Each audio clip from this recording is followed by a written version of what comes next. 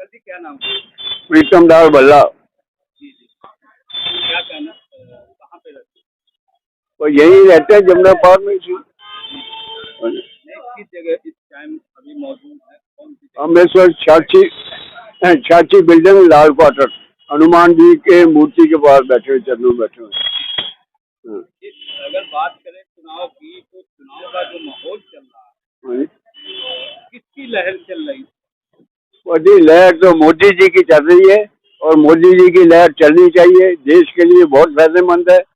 बाकी तो सब ये टुकड़ा टुकड़ा गए तो ये मतलब के लिए इकट्ठे हुए हैं, बाद में इनका कुछ बनने वाला नहीं है। जैसे कि वो एक छतरी बारिश के अंदर कई लोगों को काम दे जाती है ना, तो ये मोदी की वजह से ये छतरी तान के खड़े हैं, बाकी इनमें वैसे दम नहीं है कोई भी। हाँ। बाकी दिल्ली में केजरीवाल ने बहुत जोर शोर से सारा काम शुरू किया था, लेकिन वो सब ठप हो गया। इनके चेले चाटों ने भेज के आया दिल्ली को। और केजरीवाल भी तो है शराब घोटाले में। हाँ जी, शराब घोटाला तो उस वक्त ये इन्होंने शराब बेची है जब लोगों के घर में खाने को भी नहीं था, बीमार थे, बुरी हालत थी, गैस सिलेंडर नहीं मिल रहे थे, बुढ़े तड़प रहे थे, और इन्होंने शराब की ऐसी बीयर बढ़ा दी कि पेटियां भर भर के एक के साथ फ्री, एक के साथ एक फ्री। उस वक्त इनको जो है ना, ये काम नहीं करना चाहिए था। कहते हैं सबसे राज से नरक, गुरु से कपट, मित्र से चोरी, या हो निर्धन या हो कौड़ी। इन्होंने बहुत गलत काम किया है। और सीनियर सिटीजन, विकलांग और विधवा औरतें जो थी, सबके लिए 3 महीने के लिए डबल पेंशन 5-5 हजार का ऐलान हुआ था, लेकिन सिर्फ इन्होंने 1 महीने की दे के डबल तो मना कर दिया कि जी हमने तो 1 महीने के लिए कही थी।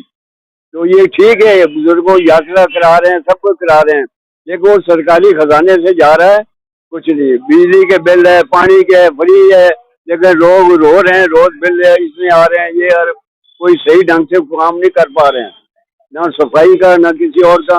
कारपोरेशन हमें दे दो जी, हम ये कर देंगे। कितने पहाड़ है कूड़े के, ये हटा देंगे, लेकिन कूड़े के पहाड़ हटने की बजाय उनमें आग लग रही है, और रोज रहने वाले जितनी भी सोसाइटियां हैं उनका नाक में दम हुआ पड़ा है जी।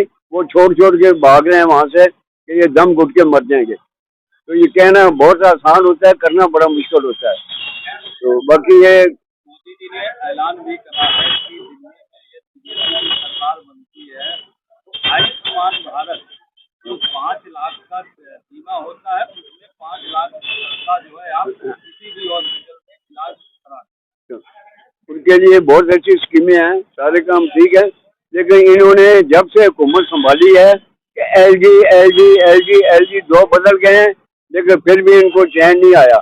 शीला सरकार 15 साल तक चली थी, उनका कोई एलजी से झगड़ा नहीं था।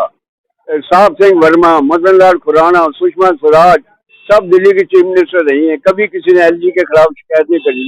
इनका हर काम जो है ना वो एलजी के ऊपर छोड़ दिया जी, वो नहीं करने देते, वो नहीं करने देते।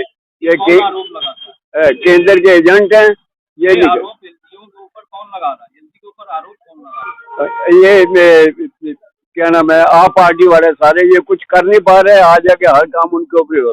पंजाबी में कहावत है, उठ सकाना फिटे मुंह गोडियाणु।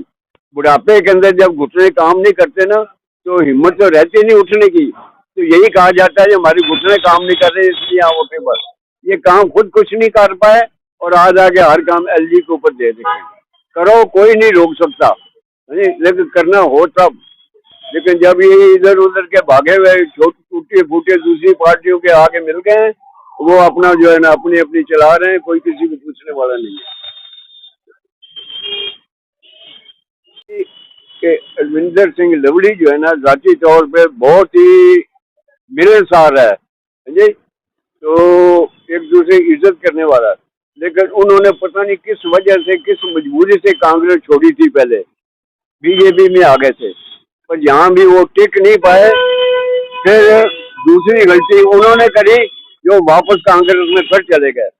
लेकिन कांग्रेस जो है ना, इतनी वो निकली कि उन्होंने उसकी कोई कदर नहीं करी। वो प्रधान तो बना दिया, फायदा उठा लिया, उन्होंने कांग्रेस में दोबारा से जान डाल दी, लेकिन फिर उनको जो हक बनता था वो नहीं दिया। आम लोग जो हैं, हम दूसरी पार्टी के हैं, फिर भी हम ये चाहते थे कि लवली जी को तो टिकट मिले पूर्वी दिल्ली से, पर उन्होंने सारे बिल्कुल नकार दिया, दूसरों को उनके ऊपर थोप दिया। ये अपनी पावर बना के अपना संगठन मजबूत करके उनको दूध में मक्खी की तरह फेंक दिया। जो वो बर्दाश्त नहीं कर पाए, फिर बीजेपी में आ गए। अब उनको ये चाहिए कि जो कुछ भी है, जैसा भी है, अब ठिकाना नहीं बदलना। यहाँ उनकी इज्जत होगी और आगे बढ़ेंगे, उनको बहुत मौके मिलेंगे, थोड़ा टाइम लगेगा। तो हम तो उनका स्वागत करते हैं कि बीजेपी में आ गए हैं। ठीक है, देर आए दुरुस्त है, या भटक भटक के आए तो सही। अब उनको कोई ऐसे परेशान होने की जरूरत नहीं है। हाँ जी, और ये कहना है कि मेरी सारी जनता से ये अपील है कि कृपया मोदी जी के काम के ऊपर, उन्होंने जो सोए हुए मुद्दे जगाए हैं, उन्होंने जो काम और कोई नहीं कर पाया, उन्होंने वो किए हैं, तो उसका जो है फल पौधे उन्होंने लगा दिए हैं। अब उनमें पत्ते निकल आए हैं, कुछ अरसे के बाद उसमें फल भी लगेंगे, लेकिन टाइम थोड़ा लगेगा। इस बार मोदी जी को मौका एक बार और दिया जाए तो ये हमारी आने वाली आगे की पीढ़ियों जो है उनके लिए, बच्चों के भविष्य के लिए बहुत फायदेमंद रहेगा। और मेरी ये जनता से पुरजोर अपील है कि बेधड़क होके कमर पे अपना बटन दबाएं और मोदी जी को एक बार फिर प्रधानमंत्री बनाएं।